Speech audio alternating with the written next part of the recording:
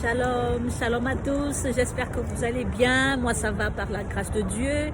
Et bien pour aujourd'hui, j'ai envie de vous inviter ici sur les Champs-Élysées, non pas pour découvrir cette avenue qui serait la plus belle du monde, mais pour vous parler un peu de ces habitudes que nous avons tous à chaque fête de fin d'année.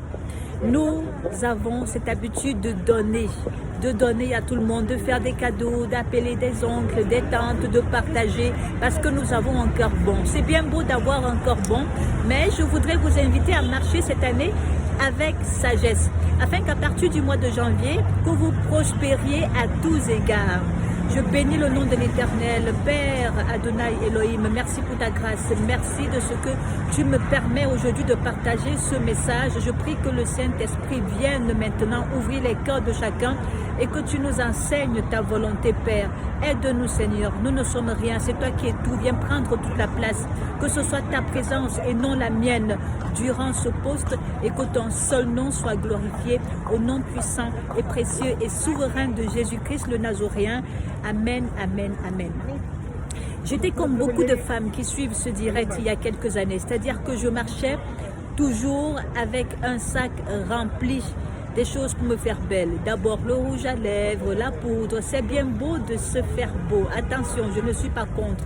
Sauf qu'aujourd'hui, j'ai changé un tout petit peu parce que désormais mon premier accessoire, c'est d'abord ça. Jamais, jamais, jamais sans ma Bible, quel que soit l'endroit où je me trouve. Je voudrais vous inviter à marcher avec sagesse en allant d'abord dans le livre des gestes des envoyés, dans le livre des actes des apôtres, chapitre 2. Là où Pierre, dont Pétros, il vient donc donner des conseils, il vient inciter le peuple d'Israël donc à se faire immerger, à se faire baptiser, alors que le peuple demande mais qu'est-ce que nous devons donc faire pour mériter la grâce? Il demande donc à ce peuple-là de se faire immerger. Un peu plus loin, parce que nous n'allons pas lire tout le texte aujourd'hui, un peu plus loin c'est écrit: ils persévèrent dans l'enseignement des envoyés. Donc ceux qui se sont fait immerger viennent donc persévérer ensemble dans le temple, dans l'enseignement des envoyés, dans la communion, le partage du pain et les prières. Et c'est un frémissement, il s'abat sur tout être, des prodiges nombreux, des signes sont accomplis par les envoyés, donc par les apôtres. Tous ceux qui adhèrent se réunissent et mettent tout en commun. Ils vendent leurs propriétés, leurs biens et les distribuent à chacun selon ses besoins. Chaque jour, ils persévèrent d'un même cœur à être dans le sanctuaire. Ils partagent le pain à la maison et prennent la nourriture avec exultation et simplicité de cœur. Ils louangent Elohim et trouvent chérissement aux yeux de tout le peuple. La donne ajoute, dont le Seigneur ajoute, ceux qui sont sauvés jour après jour ensemble. Alléluia. C'est un texte que j'aime beaucoup, qui est riche d'enseignements pour ceux-là qui veulent être prospères. Il vient nous enseigner le comportement des véritables chrétiens qui se trouvent d'abord ensemble. Dans la communion, c'est être ensemble dans un même lieu et partager le pain.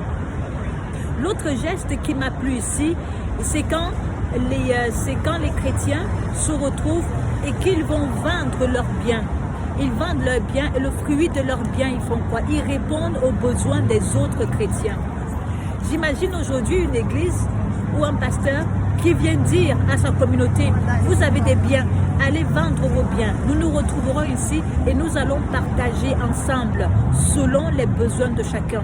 Attention, il n'a pas demandé d'aller partager aux voisins ou aux autres gens, mais bien à ceux qui sont dans le temple.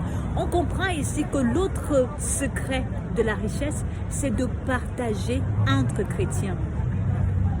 Entre chrétiens, parce que les chrétiens sont en fait des terres fertiles. Vous ne pouvez pas prendre vos biens ou bien prendre le fruit de vos biens, aller poser sur une terre en espérant récolter quelque chose. Vous ne pouvez pas à chaque fin d'année appeler tous vos oncles et tantes et autres qui ne sont pas en Christ malgré votre bon cœur et aller leur donner.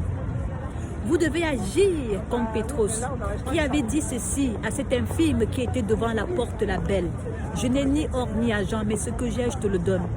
Il a donné à cet infirme une guérison physique avant de donner une guérison spirituelle. À tous les païens qui viennent vers vous, vous qui êtes déjà en Christ, vous qui êtes chrétiens, Ne leur donnez pas de l'argent. Il faut leur donner la parole. Il faut en premier les sauver. Il faut en premier vous occuper de leur âme. Il faut les ramener à Christ. Et c'est alors que vous pourrez donc partager vos biens quand ils seront déjà en Christ. Continuez de donner aux païens, et bien vous allez vous appauvrir. Celui qui veut véritablement de l'aide devra accepter de suivre Christ. Attention, parce que s'il vient pour vous tromper, vous dire qu'il est chrétien alors qu'il ne l'est pas, juste pour avoir de l'argent, ceci sera une malédiction pour lui et une bénédiction pour vous, parce que devant les yeux de l'Éternel, vous aurez quand même essayé quelque chose.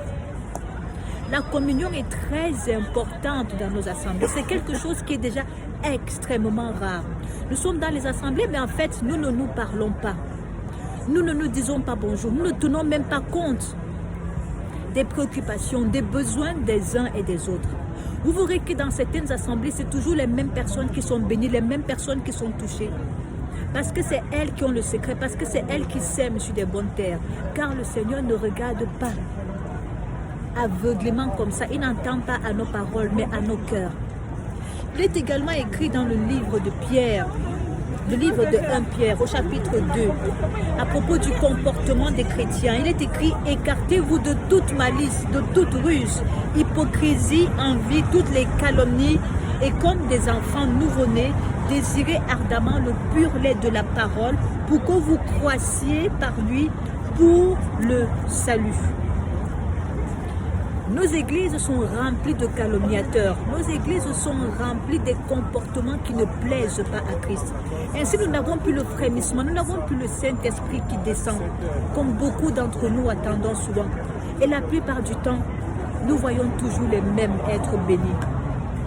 Alors, en ces fêtes de fin d'année, sachez semer sur des bonnes terres. Les bonnes terres sont ceux qui ont accepté Christ comme Seigneur et Sauveur. Les bonnes terres sont également ceux-là qui sont des orphelins. Souvenez-vous de cette parole que Jésus-Christ a adressée à cet homme riche. Va, vends ce que tu as et donne-le aux pauvres. Il y a des catégories de pauvres. Il y a des pauvres qui sont des chrétiens à qui il faut donner. Mais les pauvres qui sont des goïms, donc qui sont les hommes du monde, qui sont des païens, ne donnez pas. Parce que la première chose que vous devez leur donner, c'est d'abord la parole. S'ils refusent la parole, ne donnez pas. Apprenons à semer sur des bonnes terres, afin que notre récolte soit grande. Alléluia. Je bénis le Saint-Esprit, je bénis le Seigneur Jésus-Christ de m'avoir donné ce message aujourd'hui pour vous. J'espère que vous marcherez désormais avec sagesse. Que la paix du Christ soit avec vous. Marchons avec sagesse. Donnez, oui, mais donnons sur de bonnes terres. Souvenez-vous toujours que la parole est là, la Bible est là. Vous devez la voir comme premier accessoire. Ne regardez pas ce que les gens ils vont dire tout autour de vous, parce que vous ne vivez pas pour les gens, mais vous vivez pour une chose. Recherchez une chose, habitez toute votre vie dans la maison de l'Éternel, avoir la vie éternelle. Merci encore pour votre fidélité. Shalom, shalom, shalom à tous.